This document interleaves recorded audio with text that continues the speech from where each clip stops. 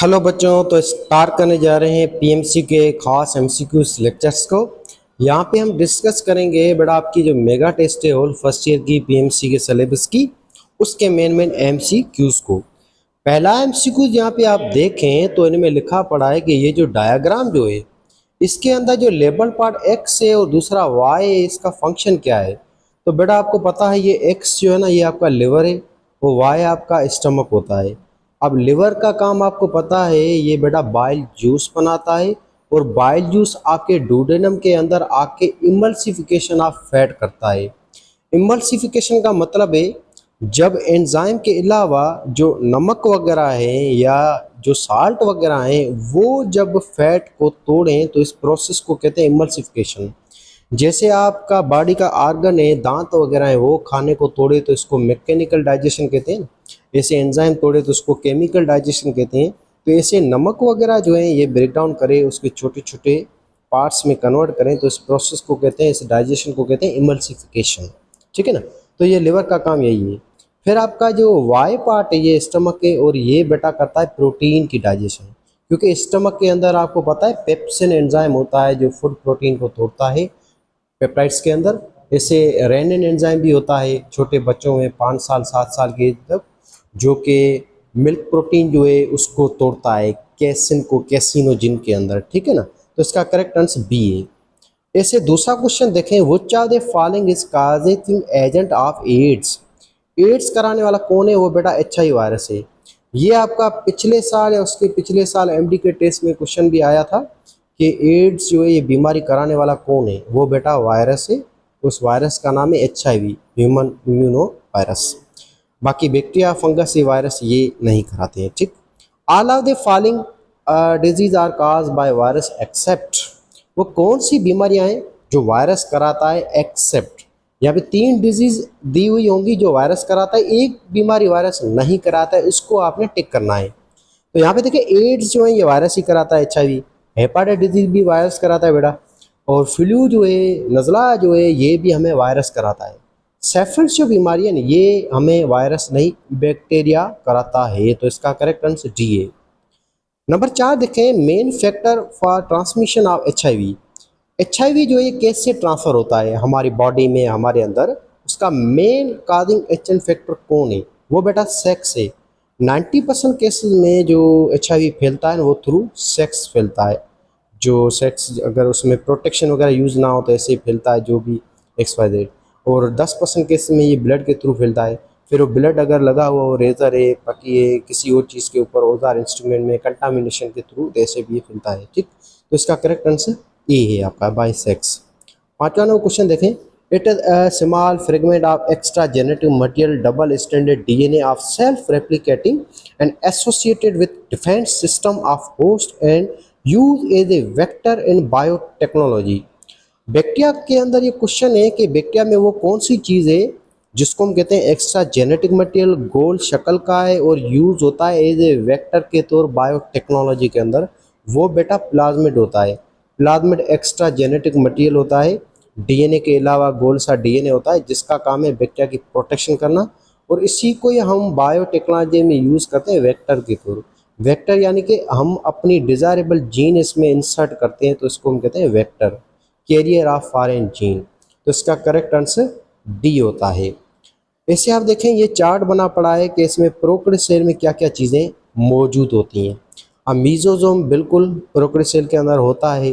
Mesosome आपके prokaryotic cell की जो सेल मेम्ब्रेन होती है ना, उसकी बेटा इनवर्ड फोल्डिंग को हम कहते हैं, और इसके अंदर खास खास एंजाइम्स होते हैं। ये स्पेशलाइजेशन पार्ट होते हैं जो अलग अलग काम करते हैं, क्योंकि इसमें दूसरे ऑर्गेनल तो है नहीं।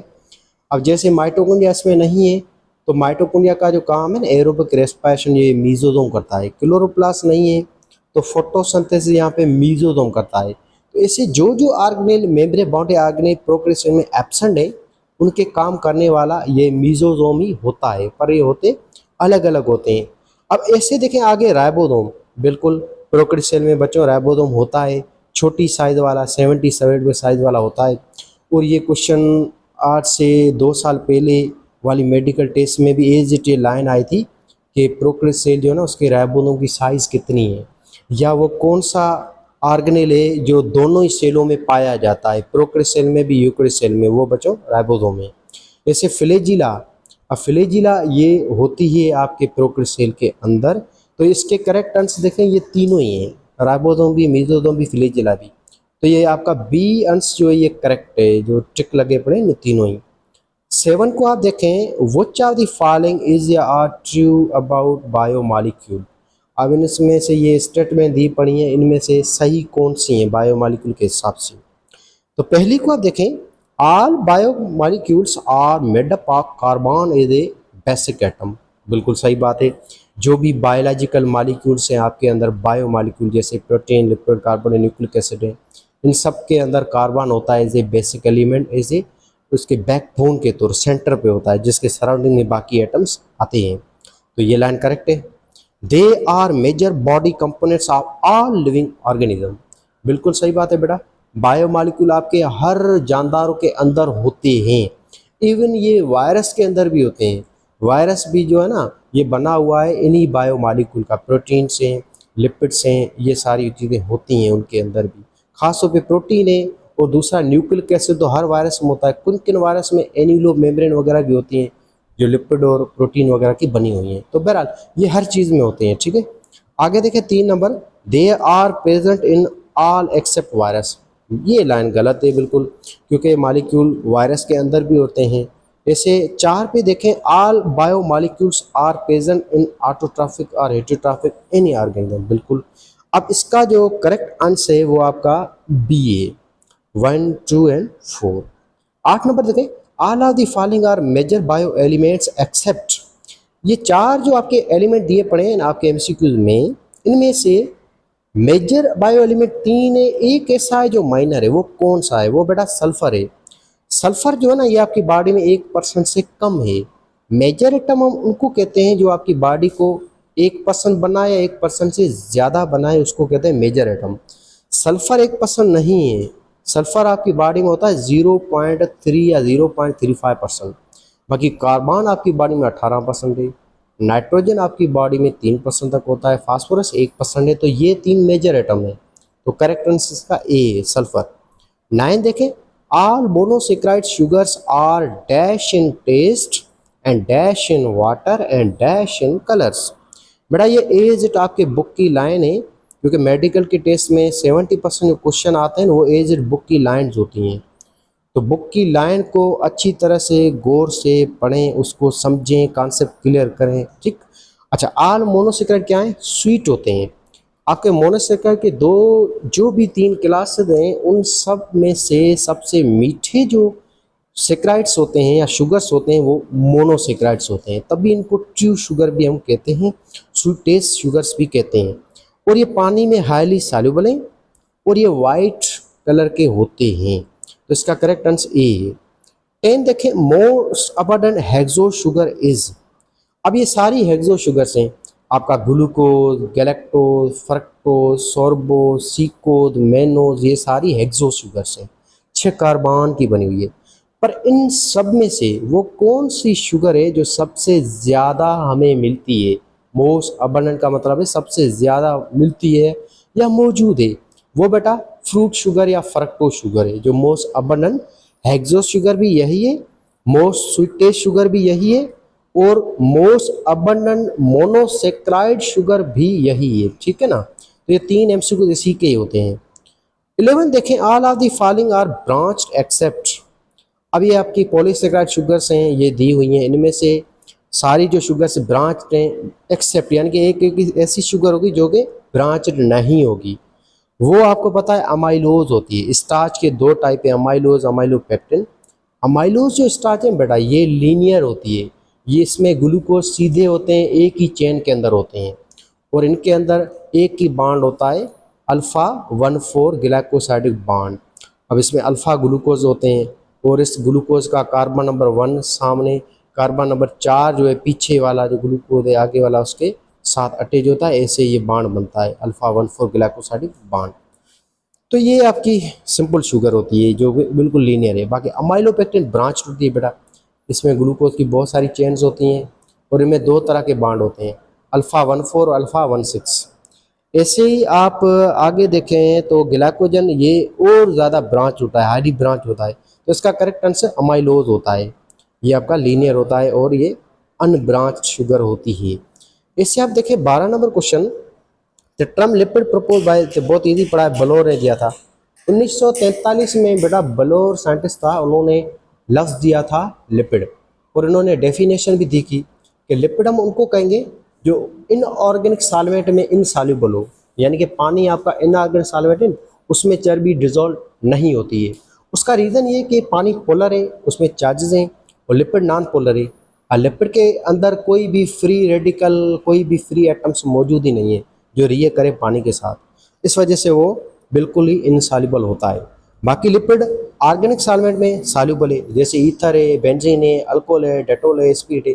अब देखें चर्बी, मक्खन वगैरह, उसको आप जैसे ही शराब में डालें या ईथर में डालें, बेंजीन है या इवन डेटोल वगैरह उसमें भी डालें तो ये डिजोल्व हो जाता है, तो ऑर्गेनिक सॉल्वेंट में ये सॉल्युबल होता है। 13 नंबर देखें, which is main linkage found in building block of tissue और सेल और बॉडी। तो कौन सा बॉन्ड है जी जो आपके प्रोटीन के अंदर पाया जाता है? बिल्डिंग ब्लॉक यानी कि आपकी बॉडी के अंदर प्रोटीन को हम कहते हैं, तो वो सिंपल पड़ा है, पेप्टाइड बॉन्ड होता है या पेप्टाइड लिंकेज होता है। 15 नंबर देखें, which are the following is different on the base of cytological level. आज साइटोलॉजी के हिसाब से इनमें से कौन सा जानदार है जो बिल्कुल डिफरेंट है इन सारों से? तो बच्चों आपको पता है अल्जी यूकेरियोटिक है, प्लांट्स यूकेरियोटिक है, फंजी यूकेरियोटिक है। बैक्टीरिया जो है ना ये डिफरेंट है क्योंकि ये प्रोकैरियोटिक है, इसमें प्रोकैरियोटिक सेल होता है। बैक्टीरिया है, साइनोबैक्टीरिया है, ये आपके प्रोकैरियोटिक जानदार है। बाकी एल्गी है, फंजी है, प्लांट्स हैं, प्रोटोजोआ हैं, एनिमल्स हैं, ये पांचों ही जानदार यूकैरियोट्स हैं, यूकैरियोटिक वाले हैं। ठीक है, तो इसका करेक्ट आंसर डी है। 15 नंबर देखें, all biological selectively permeables bilayers are made up of. आपके सेलों में जो भी सेलेक्टिवली परमिएबल लेयर्स होती हैं वो किन की बनी हुई हैं? वो बच्चों बनी हुई है लिपोप्रोटीन की, इस कॉन्जुगेटेड मॉलिक्यूल की।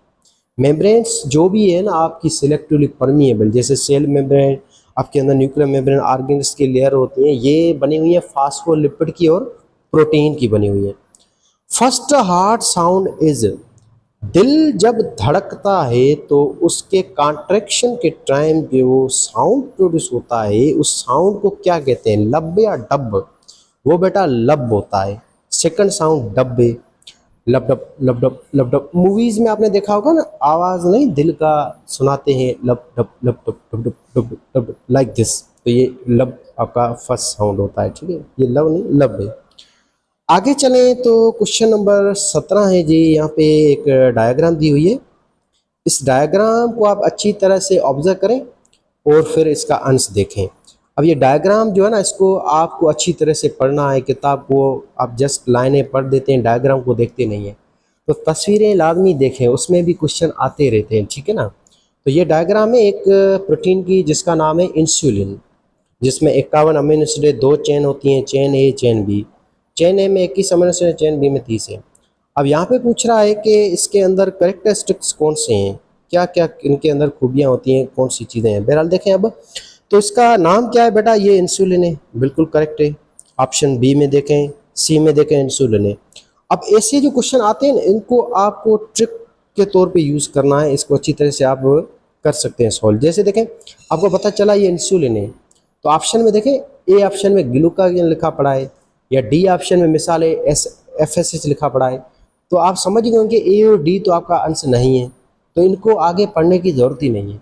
आपका अब आंसर होगा बी या सी के अंदर। सिंपल ऐसे आप इनको जल्दी से करेक्ट कर सकते हैं या अपना करेक्ट आंसर मालूम कर सकते हैं। जैसे देखें, इंसुलिन पढ़ा है, फिर आगे कि इनके अंदर डाइसल्फाइड बॉन्ड कहाँ कहाँ होता है। तो बेटा आपको पता है जो 7 नंबर अमीनो एसिड होता है, चेन ए का और चेन बी का 7 नंबर अमीनो एसिड, इसके ऊपर होता है cysteine amino acid. Cysteine amino acid जहाँ पे भी होगा वहाँ पे डाइसल्फाइड बॉन्ड बनेगा, और यहाँ पे सल्फर आ रहे हैं 2, इसके थ्रू ये डाइसल्फाइड बॉन्ड बना। डाइसल्फाइड बॉन्ड 2 पॉलीपेप्टाइड चेन्स को आपस में मिलाता है, तो इसका करेक्ट आंसर देखें बी में आ रहा है, सिस्टीन अमीनो एसिड बिल्कुल करेक्ट है। फिर टोटल नंबर अमीनो एसिड कितने हैं, 51 होते हैं, दोनों चेन्स के मिला के 21 और 30 51 हुए। और इसका काम क्या है, कंट्रोल द शुगर लेवल। आपके अंदर जो हाई शुगर होगी उस शुगर को नॉर्मल करना, इसको हम कहते हैं आपका इंसुलिन हार्मोन। ये नेगेटिव फीडबैक में आता है और जैसे आपका ग्लूकोज बढ़ेगा तो उसको कन्वर्ट करेगा लिवर में जाके ग्लाइकोजन के अंदर। फिर क्वेश्चन 18 देखें, it is main region of eukaryotic cell which is also known as brain of cell which control all activity of cell. आपके सेल में वो कौन सा स्ट्रक्चर है या कौन सा ऑर्गेनेल है जो आपके पूरे सेल को कंट्रोल करता है, जैसे हमारी बॉडी को ब्रेन करता है। तो ब्रेन का जो आपका ओवरऑल सिस्टम है, ओवरऑल जो सेल के अंदर जो दिमाग होता है वो न्यूक्लियस होता है। इसके अंदर भी कौन, डीएनए होता है जो पूरे सेल को कंट्रोल करता है। कैसे, डीएनए बनाता है आरएनए, एमआरएनए जाके मैसेज देगा राइबोसोम को, राइबोसोम बनाएगा प्रोटीन, प्रोटीन से बनेगा एंजाइम, फिर एंजाइम करेगा काम आपके सारे सेल के अंदर जो भी ऑर्गेनेल्स हैं उनके अंदर। तो ऐसे डीएनए कंट्रोल करता है आपके पूरे सेल को एंजाइम्स की मदद से, इन सब चीज़ों को बना के। तो यहाँ तक कि एमसीक्यूज आपके हो गए हैं। होप आपको अच्छी तरह से पसंद आए होंगे। कोई कन्फ्यूजन क्वेश्चन हो तो ज़रूर पूछिएगा, कमेंट सेक्शन में लिखिएगा। बाकी एमसीक्यूज हम नेक्स्ट लेक्चर में डिस्कस करेंगे। ये लेक्चर थोड़ा सा लंबा हो गया है।